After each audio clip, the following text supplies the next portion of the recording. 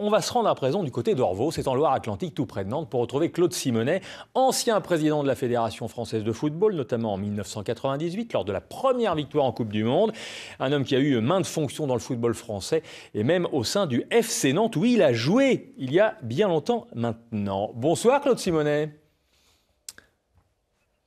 Bonsoir. Que vous inspire la victoire d'hier ?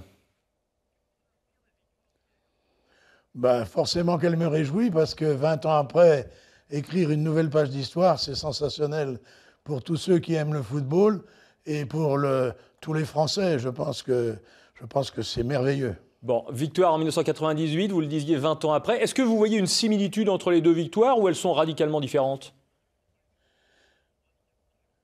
Non, je pense qu'il y a une similitude. Enfin, tout au moins, c'est mon opinion, hein. On peut avoir une opinion personnelle. En examinant les choses, j'ai l'impression que Didier Deschamps a fait un peu du Jacquet dans la composition de son équipe, sélectionné des jeunes talentueux en devenir et sélectionné des anciens vraiment déjà porteurs de grandes valeurs. Donc déjà, il y avait une similitude. Et quand je regarde la manière dont se sont déroulés les matchs de préparation en 98 et maintenant, à chaque fois, les deux doigts de la chance ont été à côté de l'équipe de France. Ça veut dire que dès le début, quand vous avez vu l'effectif que préparait Didier Deschamps, vous avez cru, vous saviez que l'équipe de France remporterait cette Coupe du Monde ? Oui, parce que je ressentais un peu la manière dont Jacquet avait travaillé et je me disais, ça va réussir. Bon, il faut avouer très sincèrement que je parlais de la chance. Quand nous avons joué contre le Paraguay, heureusement qu'il y a eu le but en or de Laurent Blanc. Après, contre les Italiens, ils tirent les tirs au but, ils tirent sur le poteau. Le Thuram qui marque ses deux buts. Mais là, ça a été un peu la même chose. Dans la finale, c'est un Croate qui marque le premier but. On bénéficie d'un penalty. La chance sourit aux audacieux. Les Français ont été audacieux, ils ont gagné. La chance fait partie du jeu. Alors on va reparler de Didier Deschamps, un homme que vous avez bien connu. Il est maintenant l'un des 3 hommes au monde à avoir gagné 2 Coupes du Monde. La première en tant que joueur, la seconde en tant qu'entraîneur. Les Nantais, comme vous, Claude Simonet, le connaissent bien, puisque c'est au FC Nantes que son parcours professionnel a démarré. Manon Meunier. Didier Deschamps, porté par tout un peuple. Sachez qu'avec lui, cette Coupe du Monde a des saveurs nantaises.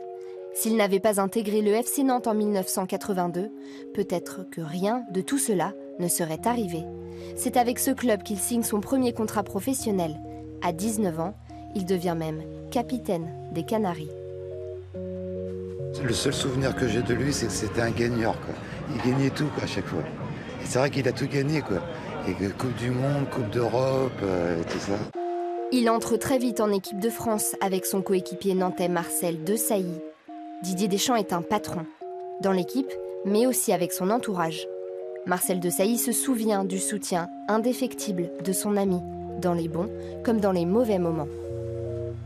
La disparition de mon frère, qui était dans le même milieu que moi et qui était un petit peu, je veux dire, mon tuteur, on va dire, et qui me recadrait, qui me conseillait, il a bien fallu que je retrouve quelqu'un qui puisse me rassurer, qui puisse me comprendre. Didier a été la personne idéale, la personne juste.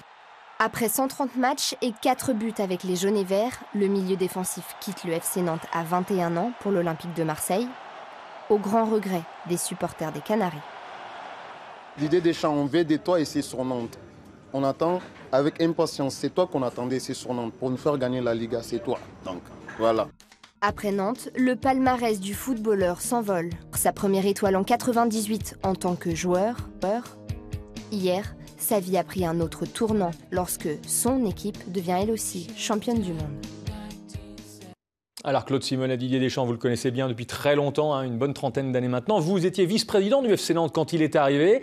Quel souvenir vous gardez de lui ?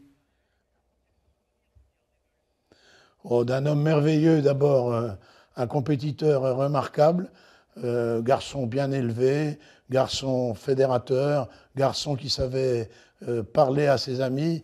Et je dois dire, je pense que c'est grâce à lui que j'ai été bien accueilli par l'équipe de France parce que, en fait, j'ai eu la chance quand il était au FC Nantes, de le côtoyer. Et quand je suis arrivé à la fédération, dans l'équipe de France, il y avait Didier Deschamps, Desailly et Carambeu, 3 anciens du FC Nantes qui m'ont valorisé auprès des joueurs de l'équipe de France. Et je pense que Didier Deschamps a eu une grande importance dans le développement de ma carrière de président. Une sorte de diaspora du FC Nantes en quelque sorte. Est-ce que vous l'avez eu au téléphone? Vous avez prévu de l'appeler peut-être? Il y a eu un échange de messages entre vous depuis hier? Non, parce que, vous savez, on ne peut pas être et avoir été. Je laisse à Noël Le Graët le soin de vivre ce que j'ai vécu il y a 20 ans. Mais de toute façon, il va avoir de mes nouvelles parce que c'est moi qui vais le féliciter de ses succès. Vous savez, je suis avec vos collaborateurs. Je leur ai fait voir toutes les photos de Didier que je possède. On en a vu quelques-unes, oui. J'ai remis une médaille pour sa centième sélection en équipe de France. Donc Didier, c'est l'homme que je n'oublierai jamais, comme Laurent Blanc ou d'autres, mais quand ma femme est décédée en 2013, le premier coup de fil qui était mon ami Didier Deschamps.